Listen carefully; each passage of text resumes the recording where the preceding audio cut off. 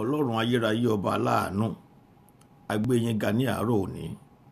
Mo bẹ̀bẹ̀ kí ẹ fi àánú yín bá gbogbo àwọn tí ó ní àǹfààní àti wò mí àti gbọ́ ohùn yìí káàkiri àgbáyé. Ẹ fi àánú yín bá ayé wọn pàdé lónìí níbikíbi tí wọ́n wà bí wọ́n ti ń ṣe àmì ní orúkọ Jésù. Àánú tó ń ṣíni níyè, àánú tó ń gbani là, àánú tó ń tún ọ̀nà ènìyàn ṣe, àánú tó ń yí ayé ènìyàn padà, àánú tó mú ìkólọ padà wá, àánú tó ń ṣí ilẹ̀kùn tí ayé ti tì, àánú tó ń ṣí ilẹ̀kùn ìgbéga, àánú tó mú ìwòsàn wá, àánú tó mú ìdáǹdè wá, àánú tó mú ọ̀nà àbáyọ wá. Ìwọ tó láǹfààní láti máa wò mí báyìí ní orúkọ Jésù, láti ọ̀dọ̀ Olódùmarè kó máa bá ayé rẹ pàdé, bẹ́ẹ̀ ni kó sì rí ní orúkọ Jésù Kristi Olúwa wa. Àmín àmín lórúkọ Jésù. Ní wákàtí òní, ohun tí mo mú wá òun náà ni ìyọ́nú àti ìsúre nínú Bíbélì. Ìyọ́nú àti ìsúre nínú Bíbélì. Ìwé Kọ́ríńtì kejì orí 10 ẹsẹ̀ 8 ó sọ ohun kan fún wa pé nítorí bí mo tilẹ̀ ń ṣògo àṣeré kọjá nítorí àṣẹ wa tí Olúwa ti fi fún wa fún ìdàgbàsókè. Ìdàgbàsókè yín kì í ṣe fún ìbìṣubú yín. Ojú kì yóò tì mí. Gbogbo ìpè pátápátá káàkiri àgbáyé ní orílẹ̀-èdè tí ó wù kí ó lè jẹ́ láyé, gbogbo ìpè tí Ọlọ́run fún oníkálukú ènìyàn, irú ààyè ọ́fíìsì tí ó jẹ́, gbogbo ìpè tí ẹ̀dá kọ̀ọ̀kan lókè àwọn ẹni mímọ́ ni, gbogbo ìpè tó wù kí o lè ní fún ìdàgbàsókè ni. Evangelist ni ọ́, pastor ló jẹ́, wòlíì ló jẹ́, tíṣà ló jẹ́, kánsẹ́lọ̀ ló jẹ́, ipò tó wù kó lè dìmú nínú ìjọ Olódùmarè fún ìdàgbàsókè àwọn tá a fi ọ́ ṣe olórí fún ni. Kì í ṣe láti bì wọ́n ṣubú, kì í ṣe láti bà tiwọn jẹ́. Ìgbàlà ọkàn àti ìmúdúró àwọn tí a gbàlà àti ìdàgbàsókè àwọn tí a gbàlà, kí wọ́n lè rí ìjọba ọ̀run wọ̀, kí ayé wọn lè fi ògo fún Ọlọ́run ní ojoojúmọ́.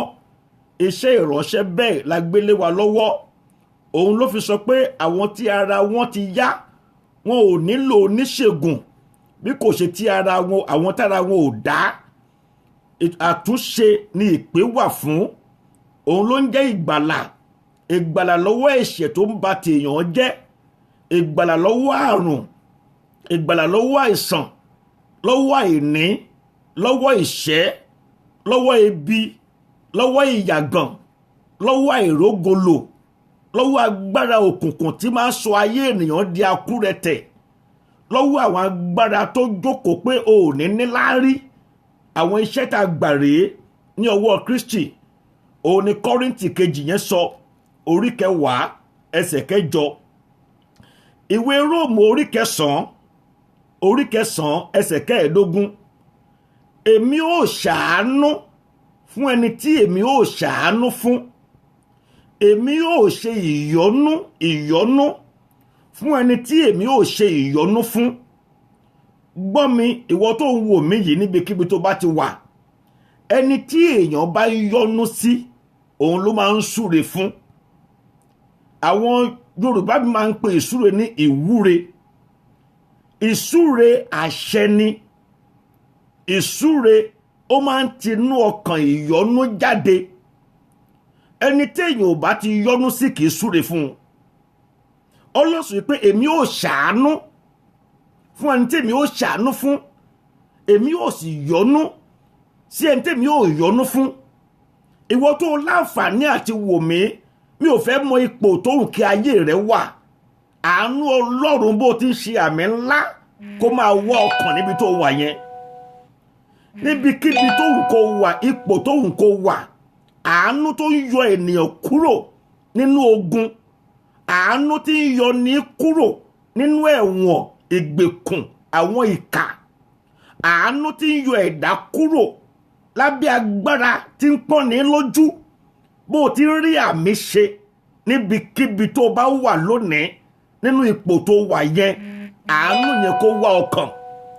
Àánú tí mú ìtura wá, àánú tó mú ìfọ̀kànbalẹ̀ wá, àánú tó mú ìdáǹdè wá, àánú tó mú ìgbésókè wá, àánú tó ń la ọ̀nà, àánú tó ń tún ti ẹ̀dá ṣe, àánú tó mú ìyípadà wá, àánú wọn ni tí máa ń sọ ní di èrò ìjọba ọ̀run níbikíbi tó bá ti wà tó sì ń rà mí ṣe. Àánú yẹn kó máa wá ọkàn. Ìwé Kólósè orí 3 ẹsẹ̀ 12 ó sọ pé nítorí náà bí àyànfẹ́ Ọlọ́run ẹni mímọ́ àti bí olùfẹ́, ẹ gbé ọkàn ìyọ́nú wọ̀. Ọkàn ìyọ́nú.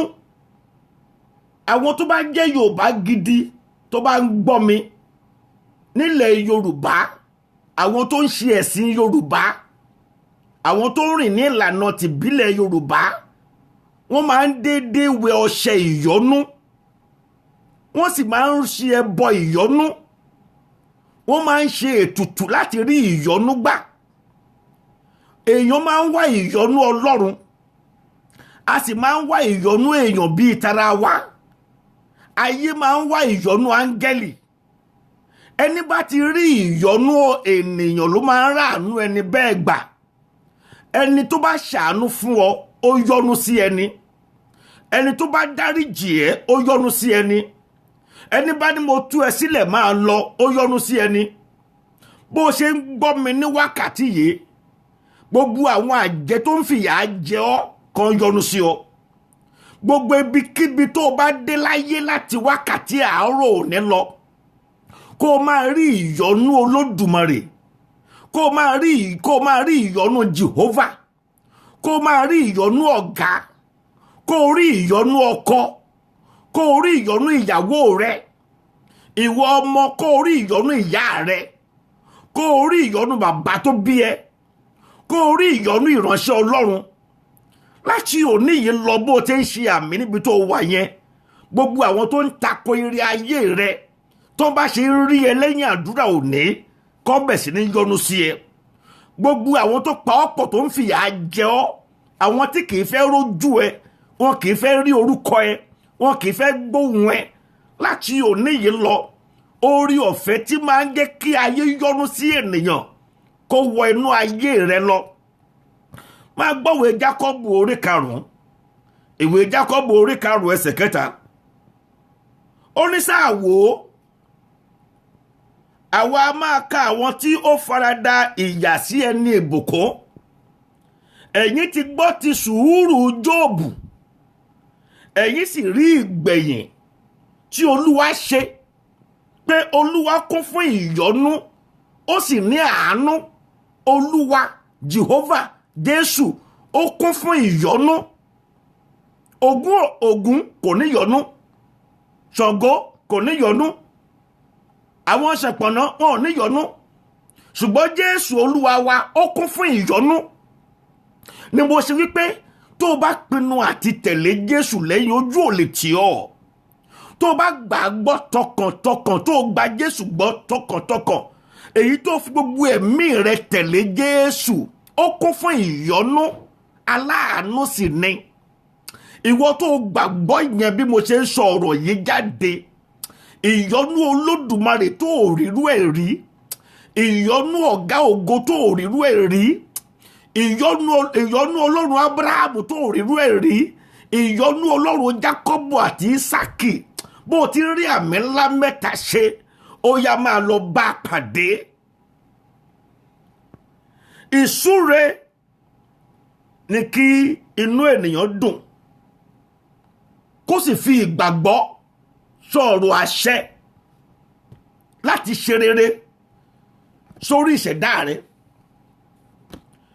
Ènìyàn tó bá wà láyé tí kò ní òbí, tí kò ní ìránṣẹ́ Ọlọ́run tó ń gbàdúrà fún, tí ò sì lọ́gàá tó súre fún un, tí ò sì níránṣẹ́ Ọlọ́run tó wà lábẹ́ àkóso ẹ̀, tí ò lẹ́nikẹ́ni tó ń súre fún ayé ẹ̀, irú wọn máa ń ní ìṣòro púpọ̀. Ìyà kì í sábà jẹni tó bá lóbi tó ń súre. Ìyà kì í sábà jẹni tó bá ní ìyá tó ń súre fún. Ìyà kì í sábà jẹ ọmọ tó bá ní bàbá tó ń súre fún.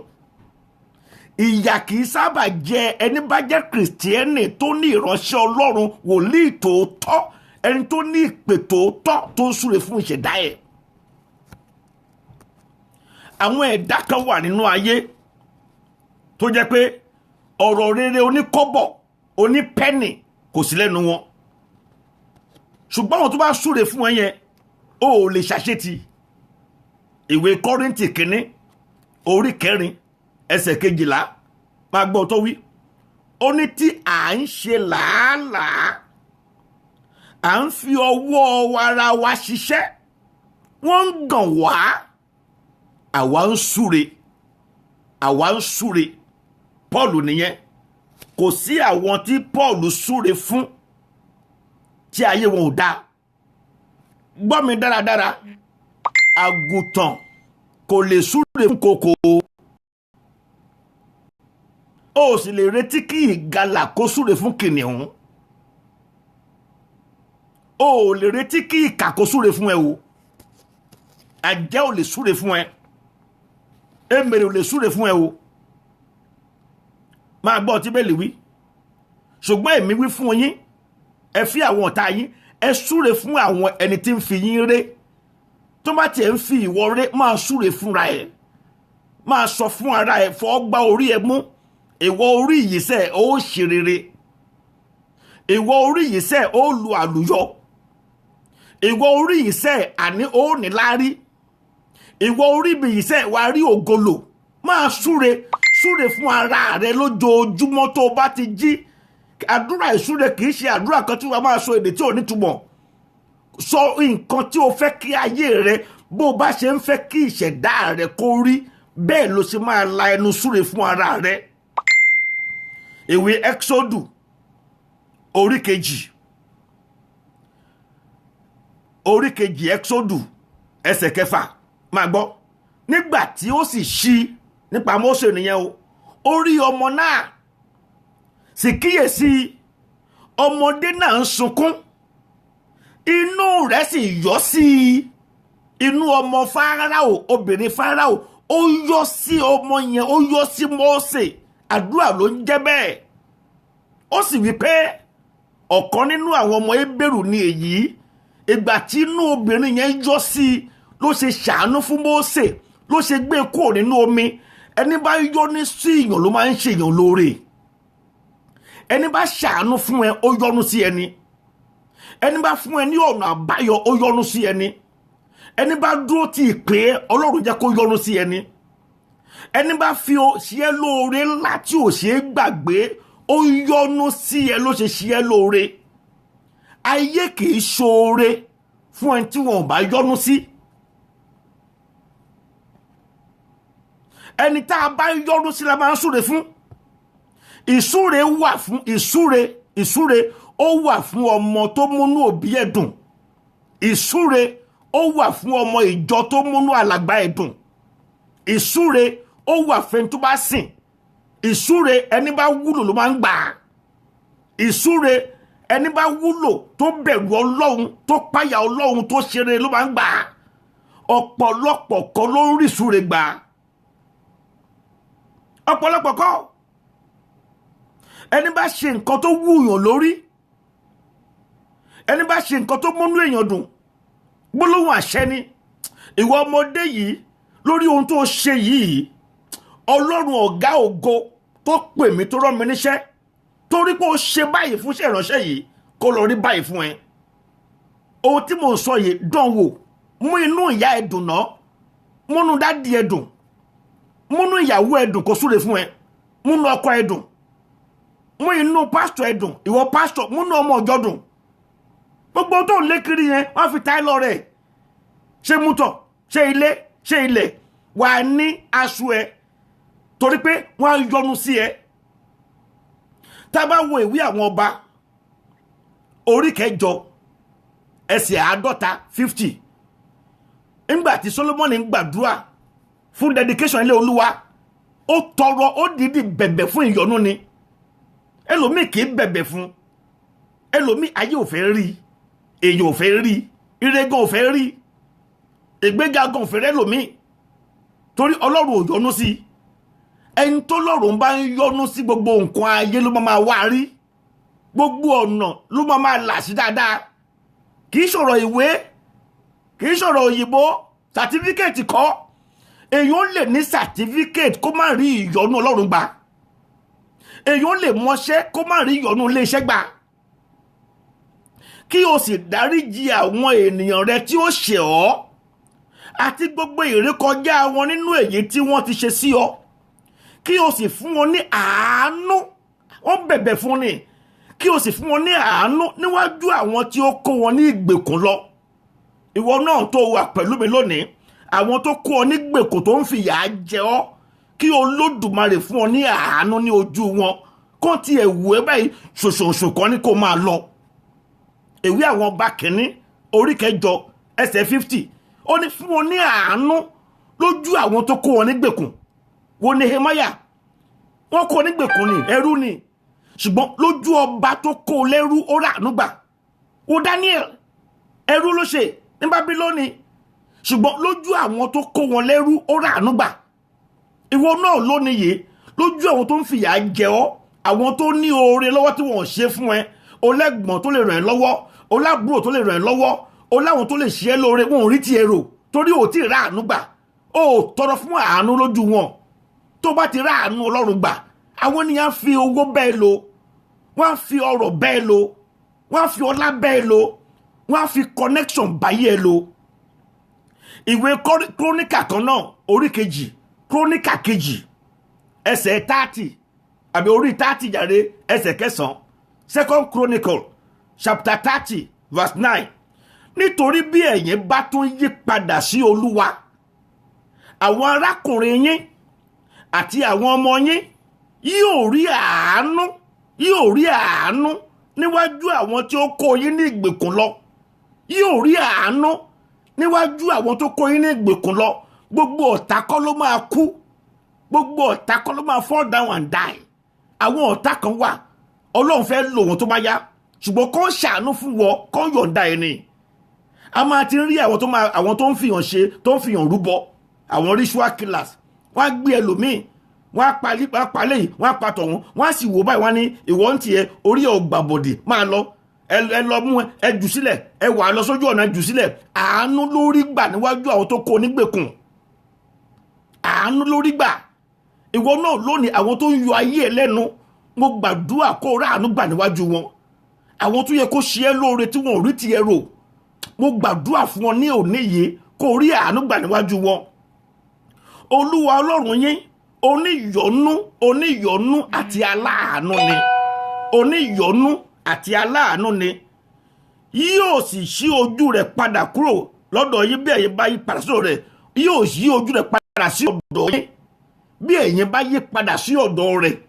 Ìwọ náà tó bá lè yí padà sọ́dọ̀ Ọlọ́run, òun náà yí padà sọ́dọ̀ tiẹ̀ náà.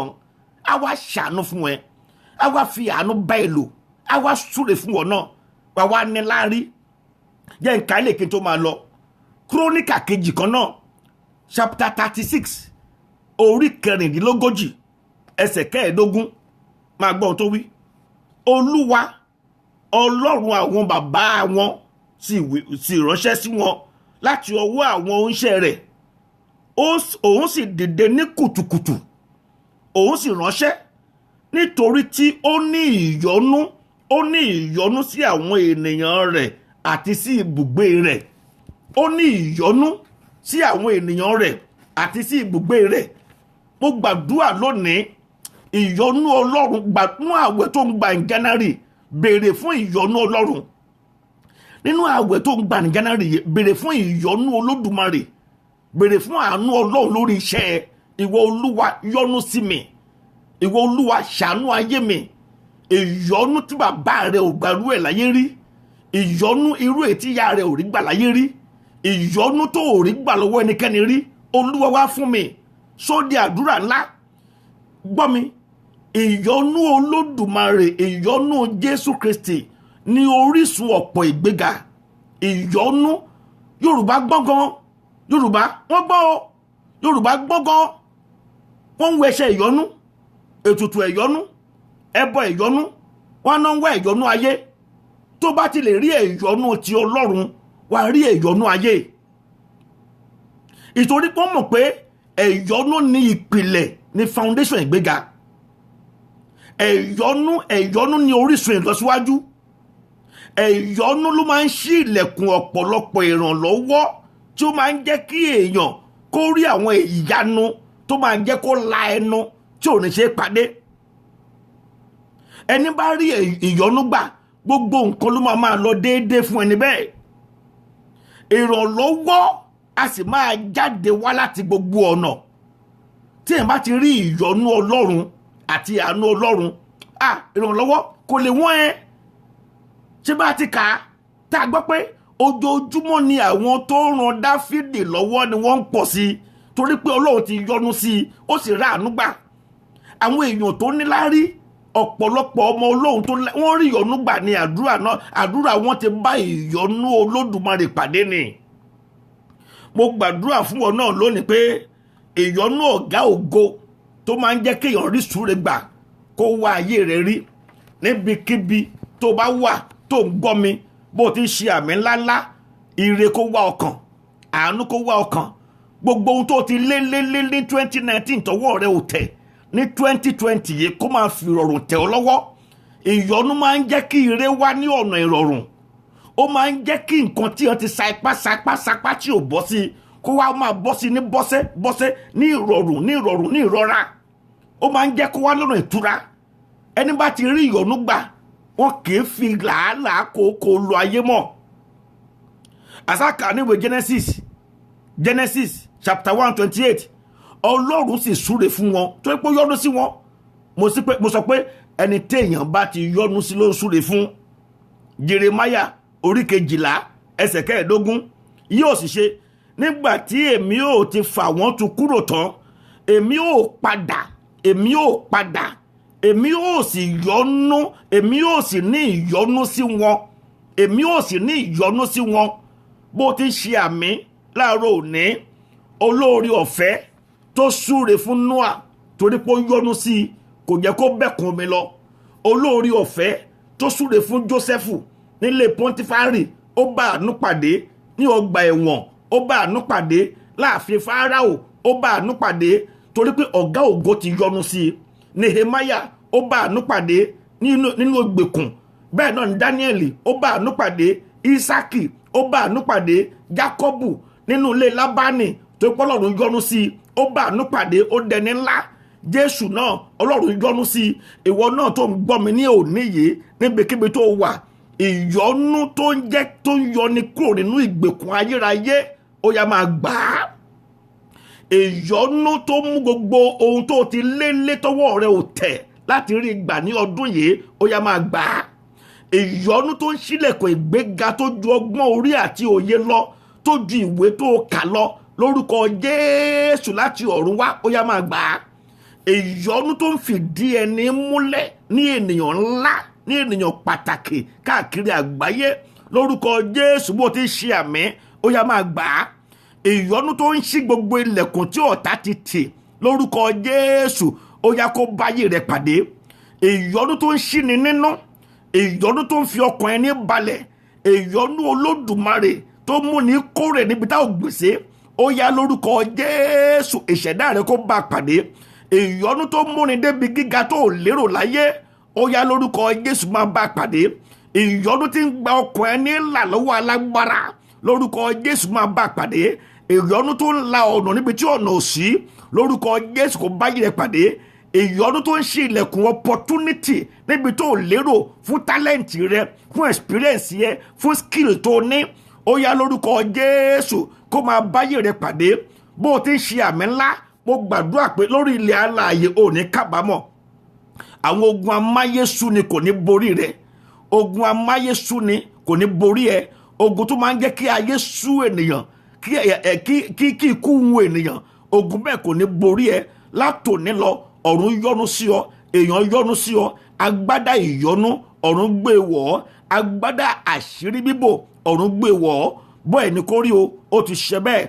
Lọ kó lọ ṣe rere, lọ kó lọ rá àánú gbà láti wákàtí àárọ̀ yìí lọ. Níbi tó wà tàbọ̀sán ló wà ní ebekebe tó bá lọ láti wákàtí lọ bá ìyọ́nú ńlá pàdé. Bẹ́ẹ̀ ni kó sì rí ní orúkọ Jésù Olúwa wa. Àmín, àmín, àmín lórúkọ Jésù. Sister Kemi, God bless you wherever you are. Ọlọ́run á dúró tì yín. It has been a long time. Ẹ̀yin tẹ́ ń gbọ́ tẹ́ sì jẹ́ partner nínú iṣẹ́ ìránṣẹ́ yìí, ẹ bá wa pín kí ó lè ṣe ayé àwọn ẹlòmíràn lóore. Àbẹ́ ṣe ń pín ọ̀run kó pínre kàn yín. Mo sì gbàdúrà pé bí ẹ ti rí ìyọ́nú lónìí tó ń gbani, ìyọ́nú yẹn ẹ ò ní sọnù. Oore ọ̀fẹ́ tẹ́ rí gbà ẹ ò ní sọnù. Kó dára fún yín. Ní àárọ̀ tó bá ní àárọ̀ tó jẹ́ ọ̀sán Nàìjíríà, aago 7 ní Amẹ́ríkà, aago 1 ọ̀sán ní Nàìjíríà, ẹ pàdé mi ní èdè òyìnbó. Mo máa sọ nípa overcoming victim mentality ní èdè òyìnbó. Á dára fún yín, ọ̀nà yín kó dùn, ọkàn yín kó sì balẹ̀. Ẹni bá fẹ́ kàn sí mi lórí, ẹ bá mi sọ lórí messenger yín, orúkọ mi ò yí padà. Èmi náà ni Tóyìn Àdìó. God bless you till tomorrow morning again. Àárọ̀ ọ̀la ká tún pàdé. Bye bye.